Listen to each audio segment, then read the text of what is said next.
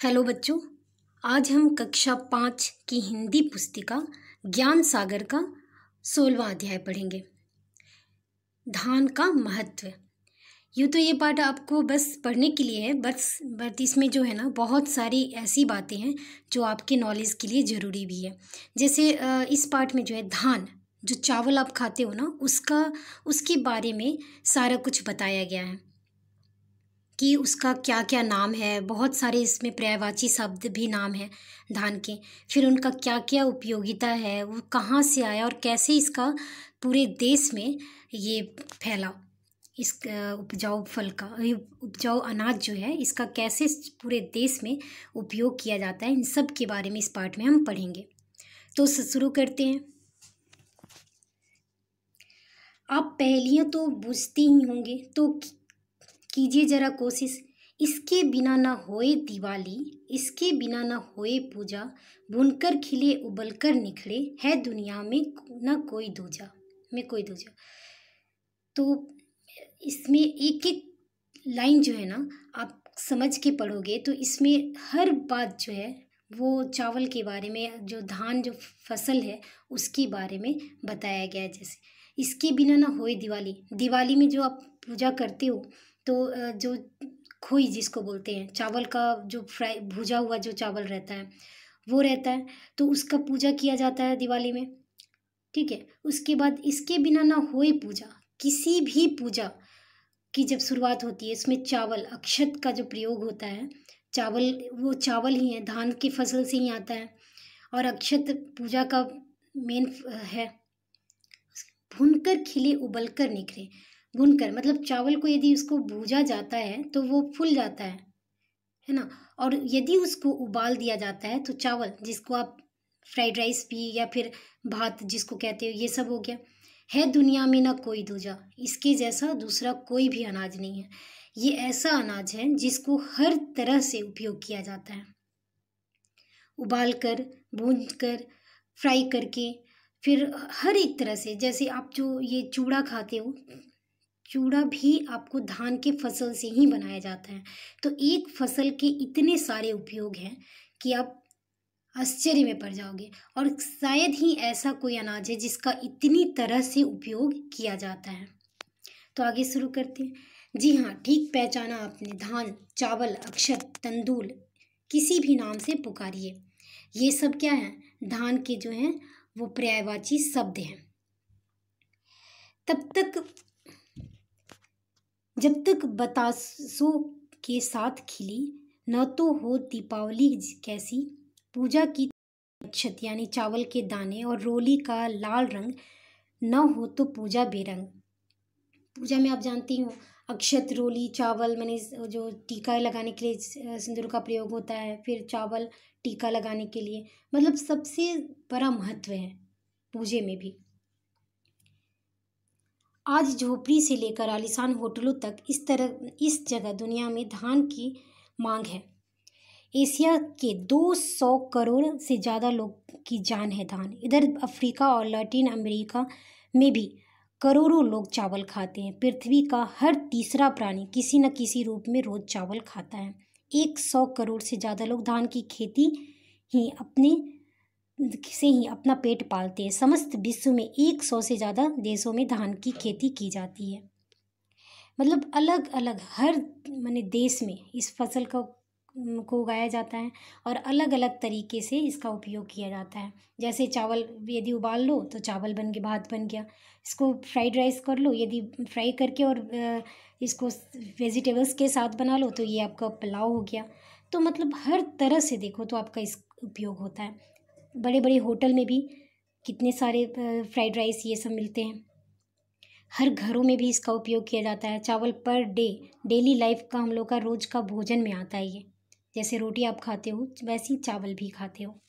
Asia, Europe, हर जगह इसका उगाया जाता है। धान के पौधे को हर जगह की जलवायु पसंद है। ये किसी भी जलवायु में उगाया जा सकता है, किसी भी एटमॉस्फेयर में ये उपजाऊ बनाया जा सकता है। धान की उत्पत्ति के साथ अनगिनत कहानियाँ भी जुड़ी हैं। जापान में कहा जाता है कि स्वर्ग में उड़ता हुआ हंस सूर्य देवी अमातेरेशु ओमी कामी को धान के दान दे गया। खेती के बिना स्वर्ग में भी गुजारा नहीं चलता। सो देवी जी ने स्वर्ग के खेतों में धान बो दिया। मतलब इतना इसका उपयोग है कि ये आपको स्वर्ग में, मतलब ये हम लोग तो यूज़ करते हैं, भगवान भी इसको पसंद करते हैं, तभी तो पूजा में हम लोग यूज़ करते हैं इसका। उससे भी एक प्यारी कहानी है, फिलीपींस की कहानी। अगमे नाम की एक लड़की पहाड़ी के एक छोटे से झरने में पाँव डाल उदास बैठी थी। उसका पूरा परिवार बंधुआ मजदूरी करके पेट पालता था। मतलब इसका ये जो दिया है पिक्चर, इसका जो पूरा परिवार बंधुआ मजदूर, मतलब किसी दूसरे के ज़मीन पर काम करना और बदले में जो वो मालिक उसे कुछ देता था उसी से उसका गुजारा चलता था और दिन भर उसे मेहनत करनी पड़ती थी। तो इस तरह का व्यक्ति था। सुदखोर मालिक जानवरों की तरह काम लेता। माँ चल बसी। बूढ़ा बाप कब तक जुल्म सहता। अगमे की आंखों से आंसू छलक पड़े। तभी उसने देखा कि झरने में कोई सुनहरा गुच्छा सा बहता जा रहा है।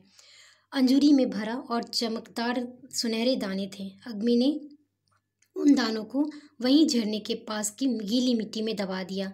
दोनों के कल्ले फूटे, बड़े हुए और फिर पकने पर शुरू हो गए सुनहरे दाने। तरह अगमे जो एक गरीब घर की लड़की थी, उसने इसे एक सुनहरी चीज़ समझ के उसे मिट्टी में बो दिया और धीरे धीरे ये क्या हुआ, एक फसल के रूप में हो गया। उसके बाद दोनों जो थे पिता के साथ मिलकर वो इसका खेती करने लगी और इसके इतना फसल होने लगा कि बदले में क्या हुआ कि उसे कुछ भी उसके पिता को करने की, बंधुआ मजदूर बनने की भी ज़रूरत नहीं हुई और उसी खेती से इसका पूरा गुजारा होने लगा। दूसरे पौधे की तरह धान भी पहले जंगल में उगते थे। अपने आप तेज हवा चली, दानों से भरी बालियां हिली, बीज बिखरे, मिट्टी में गिरे, बरसा हुए अंकुर फूटे। करोड़ों साल तक यही सिलसिला चलता रहा। भारतीय धान का वैज्ञानिक नाम है ओराइजा इंडिका, मतलब इसका वैज्ञानिक नाम भी है धान का, है ना। तो ये सब जो नाम है, ये सब जो है आपका पर्यायवाची शब्द है धान के, मतलब एक चावल के इतने नाम, सोचो आप। उत्तर प्रदेश, बिहार, मध्य प्रदेश, पश्चिम बंगाल प्राचीन स्थलों में खुदाई से भारत की प्राचीन धान प्रधान संस्कृति का पता चलता है। अलग अलग भाषाओं में उसके नामों में इसका पता चलता है कि कौन सा पौधा कहाँ से कहाँ गया। धान के लिए लैटिन भाषा का ओराइजा और अंग्रेजी का राइस, ये दोनों नाम तमिल भाषा के आरिस शब्द से उपजे हैं। अरब के सौदागर इसके साथ आरिस ले गए तो यह अरबी भाषा में अरूज बन गया। स्पेनिश में अर्जो, स्टैलियन में राइसो, फ्रेंच में रिच, जर्मन में राइस, रूसी में रीस और अंग्रेजी भाषा में राइस बन गया। मतलब हर एक इसका पर्यायवाची नाम तो है ही, लेकिन हर एक जगह पे, हर एक कंट्री में इसका नाम भी अलग अलग है। संस्कृत में रोपा धान को ब्रीही, रोपा धान मतलब जिसका फसल उगाने को ब्रीही कहते हैं। तेलुगु में इसी को बारी शब्द। अमेरिका में पूर्वी तट पे बसे देश मेडागास्कर की गालागाशी भाषा में धान को बारी और बारे कहते हैं। ईरान में फारसी भाषा में ब्रीही और ब्रिंच बना। कौटिल्य चाणक्य ने अपने संस्कृत ग्रंथ अर्थशास्त्र में 7 दिन में पकने वाले पौष्टिक धान का वर्णन किया है। इसे आजकल साठी धान कहते हैं। इसकी महिमा से जुड़ी एक कहानी सुनो। आप पिक्चर देख सकते हैं, इसमें कौटिल्य और जो है चाणक्य की फोटो है। अब इससे जुड़ी कहानी आप सुनो। गौतम बुद्ध के एक शिष्य थे नागार्जुन। वे रसायन विद्या में बड़े कुशल थे। एक बार उन्हें पता चला कि कोई महात्मा अपने पैरों में लेप लगाए ही गायब हो गया। वे शिष्य बन गए और लेप से क्या क्या चीज़ें मिलाई जाती ये जानने की कोशिश करने लगे। एक दिन अपना बनाया लेप अपने तलवे में लगाया तो नागार्जुन भी गायब हो गए, लेकिन थोड़ी देर बाद गिर पड़े। फिर मला तो फिर गायब हो गए और फिर गिरे। वे लहूलुहान हो गए। गुरुजी ने पूछा तो क्षमा मांगकर साफ साफ बता दिया कि चोरी छिपे लेप लगाया तो यह गति हुई। गुरुजी ने लेप मांगकर सूंघा और बोले, अरे बेटा, तुमने एक चूक हो गई। तुमने इसमें 60 चावल पीसकर नहीं मिलाया। बौद्ध संस्कृति में भी धान का अत्यंत महत्वपूर्ण स्थान है।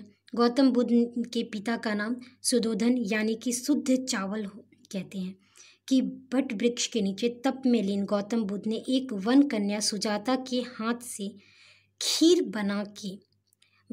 खाने के बाद बोध प्राप्त किया और बुद्ध कहलाए।